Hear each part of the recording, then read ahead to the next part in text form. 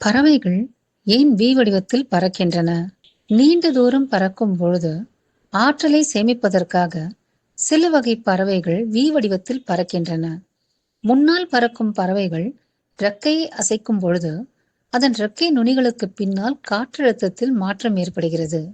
இந்த மாற்றம் காரணமாக வி வடிவத்தில் பின்னால் பறக்கும் பறவைகளுக்கு பறப்பதற்கு குறைந்த ஆற்றலே போதுமானதாகிறது.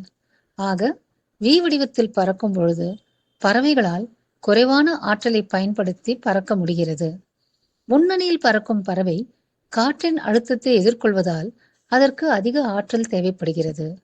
அதனால் பறவைகள் மாறி மாறி முன்னணிக்கு வந்து கடினமான பணியை பங்கிட்டுக் கொள்கின்றன. ஒவ்வொரு பறவையும் குறைவான ஆற்றலில் நீண்ட தூரம் பறக்கவும், குழுவாகவே பயணத்தை தொடரவும், அனைத்து பறவைகளுக்கும் ஓய்வு கிடைக்கவும் இம்மாதிரியாக வி வடிவத்தில் பறக்கின்றன.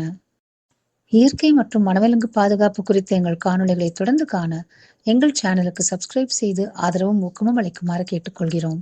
நன்றி, வணக்கம். Let nature live.